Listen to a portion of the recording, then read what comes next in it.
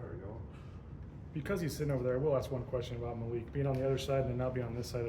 How hard is it going to be for defenses to slow this guy down? And what does he bring to the offense? Man, I tell you what, he does a lot for the offense. He's a guy that can play in the backfield. He can be out in the slot running routes. He can move into the backfield, get those fly sweeps.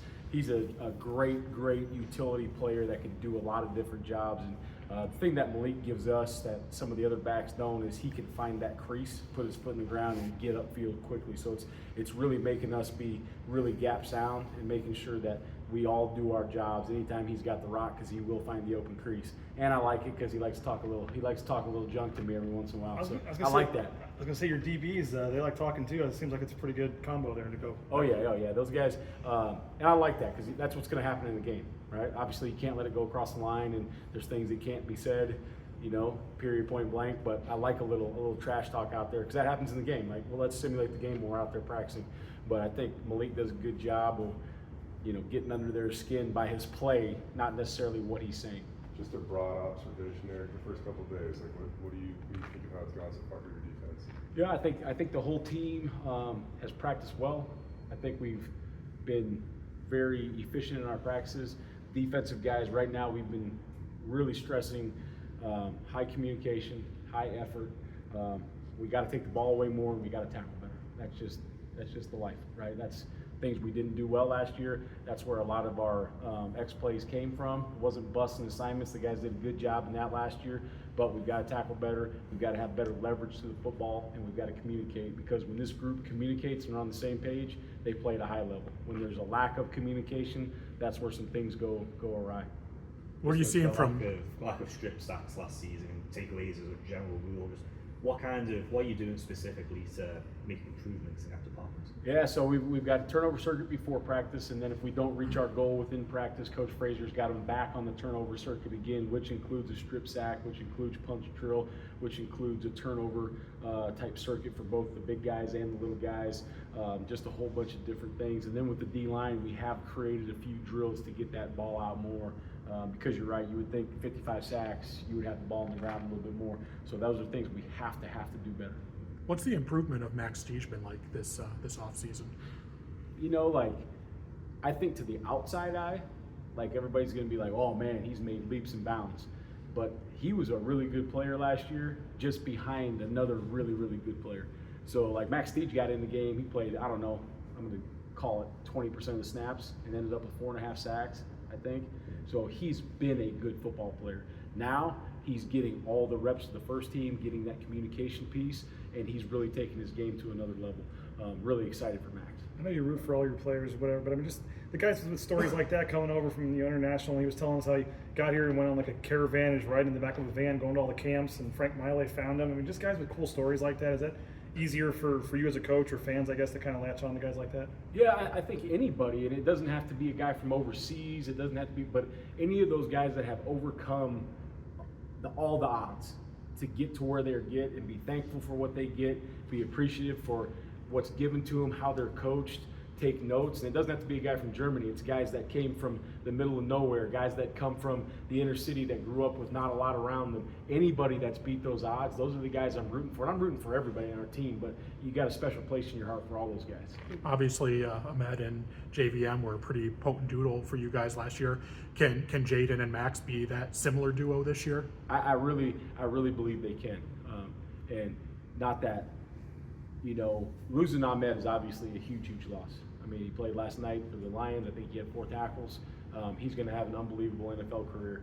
But I think he did a good job. Coach Fraser's done a good job of getting that next crew ready. And I think Max is ready to step up and play and, you know, fill Ahmed's role. You know, and once he fills that thing, then let's take that thing to another level.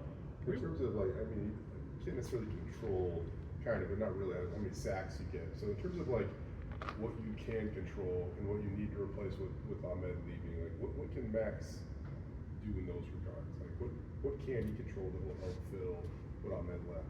Yeah, I think that, you know, there's a little bit different. Everybody's a little different. And Max can do a few different things that Ahmed couldn't do, and Ahmed can do a few different things that Max couldn't do. So we've got to find that area where can we drop Max a little more than we did Ahmed, you know? So there's a few things we can do, and you're right, we cannot control sacks, but we can affect the passer in a lot of different ways. And I think our DBs have grown exponentially because we've got to get better in that area. And we have an unbelievable group. They're a confident group. They're playing really high right now. So I think we can, manufacture some quarterback pressures, maybe rushing less guys this year as well. You look at, you go down to the weight room and you see Braxton is, I think, the first on the team in power clean, squats, and bench press. How good of a position is he in going into this season? I mean, really good. This is third camp I've seen him in, the best I've seen him look. He's playing at a very, very high level. Football intelligence is very, very high with him. So I really like where he's at. I really like where he's at just in general with the leadership role in the D tackle room, and then the play he's had the last 5 practices, 4 practices, whatever we've had. I don't know if it came out the way he intended or what, but he basically said the other day when he entered the portal, partially it was because all of his guys that he had played with were leaving, and it was a lot of young guys, and he wasn't sure what the group was going to look like. What do you see from some of those young guys? And I know you went into the portal and brought some guys in, and there's obviously a lot of talk about that D line with who you lost. Yeah, I know. I mean, I think that that was a good lesson for our whole team. I read the whole transcript and read the headline on Twitter, and they didn't quite match up, right? So that's a pretty good lesson for everybody. Be careful what you say. But when you look at what Braxton really said was, he didn't know how that young group was going to be, how these new transfers were going to be, and then as he watched from afar with an outside lens through spring ball, watched those guys develop, he knew it was going to be a good front. And that's kind of what he said throughout the rest of it, that obviously doesn't get published and doesn't need to. But I really like where that young group is at. I really like where that transfer group is at. It's always taken that. You play D-line in a new system, it takes a couple weeks to get those new techniques or exactly how I want it done to compare to another coach. And not that the other coach is wrong, it's just we're all a little bit different, right, in our technique. And so that young group has come leaps and bounds from where they were when they showed up either here out of the portal or coming off that limited reps or scout team last year. So I'm really, really happy with where the rest of that group's been, and Braxton's done a really, really good job of leading that young group here in these last summer months and into the fall camp. Was that something he needed to re-explain to the group or anything after those comments? Or no, I think Braxton did a good job when he came back.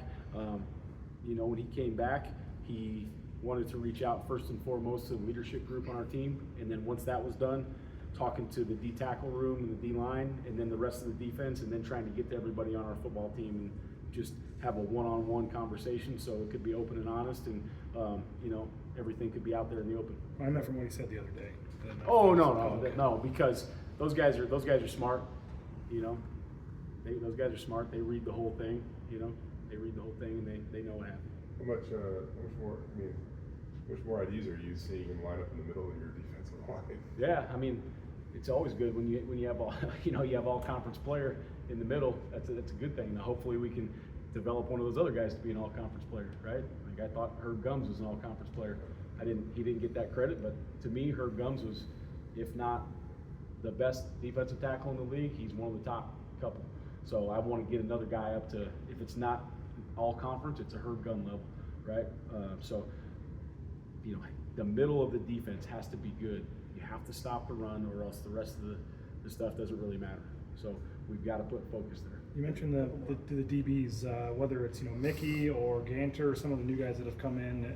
What have you seen from them, and who just in general in that group has stood out to you back there? Yeah, those guys, the new guys. If you're just talking about those two, Derek and Jaden, like Coach Collins said, playing in college football games is a huge deal, right? I mean, you can transfer in from anywhere and never have played in a game, and you don't really know what you're going to get. But we saw what we were going to get from those two guys. Derek is a young guy that's really going to develop into a good player. He has come lights out here in the last couple weeks. Jaden Mickey, extremely high football intelligent guy. He's made some big plays the last couple days. I think as he felt his way through joining this team, and now he feels really comfortable, he is communicating, he's talking. He looks like he's one of the guys, and he's out there playing at a really high level. Along with a lot of freshmen and some other junior college guys, we've got a really good defensive backfield, and it's a really deep one. At Notre Dame, I know Mickey was more of a corner. I guess he's kind of going over to the safety role this year. How's that kind of going along? Yeah, right now he's pretty flexible because of the football intelligence. So we've got him most of his reps at nickel, but that doesn't mean he can't play safety corner. we're just trying to find a spot right now, trying to find that sweet spot of, once again, as we switched some personnel stuff last year, who needs to be on the field. Number one, who needs to be on the field, and then we can find a spot for them. But that nickel for us is a job that has to have a lot of, you have to have a lot of skills. You have to be able to play man, you have to be able to play in the apex, you have to be able to tackle, you have to be able to blitz. So that was a role that we thought he could handle. Just the experience you guys are returning secondary, you know, whether it's Ty or Jeremiah or whoever. Like, just how big is having that experience when you're looking to, you know, improve upon the last couple of years? Well, it's big, obviously, because they've played in a lot of big games, right? They've played a lot of good receivers, and then the other thing is, like, our offense gives us a lot of difficult formations, shifts, motions, and to have those guys just operate, like, they're like, we got that, don't worry about it, you know. Even last year when Dirk came back and we got into this new offense, and obviously Nate's going to put his own spin on it and take it to another level, all those kind of things, but getting some of those kinks worked out took a while, right? And this year it's kind of been up next. So having that, so we can really get to technique work, we can really get to how we're going to play this route combo, all those things is a huge benefit when you have experienced guys. Thanks, guys. Thanks. All right, guys.